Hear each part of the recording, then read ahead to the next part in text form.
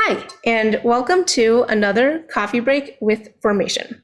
So today we are going to talk about how to research a company. Now, a lot of people that I speak to only want to join one of the super massive tech companies, sometimes referred to as big. And these are obviously amazing companies. And the nice thing about joining one of these companies is that you know pretty well what you're going to get out of it. It's going to be a relatively safe choice. But there are a lot of potential downsides to joining these companies that is out of the scope of this video. But depending on what you want to get out of the next step of your career, you may or may not want to join a super large tech company. You may want to join a smaller company. And the problem with smaller companies is that there are certainly tons and tons of small startups that aren't very good.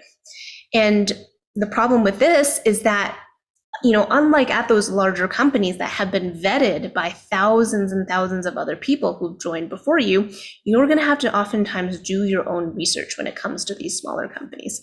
So here are just 3 very basic tips on getting started with researching a smaller company.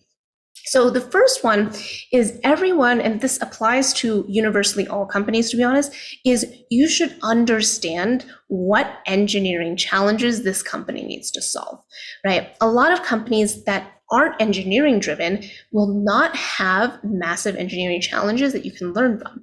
And I definitely don't want to name any specific companies, but just as an example of a category of company, there's been this huge wave of companies that have been taking kind of traditional retail and just applying it to the digital age, right? And just selling their products directly online.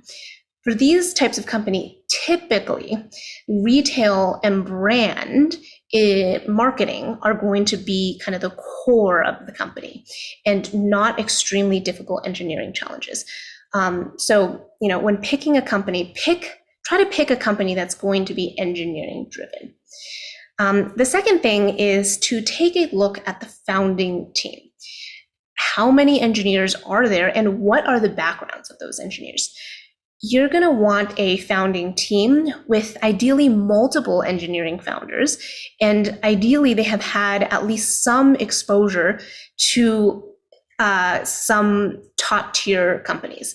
And ideally there's a mix of some exposure to really, really large established FANG level companies as well as some smaller companies, but maybe that's getting too picky. But what I will say is the caliber of the engineers on the founding team has a massive compounding effect on how the company will grow, the technical decisions they will make, and the engineers they will hire.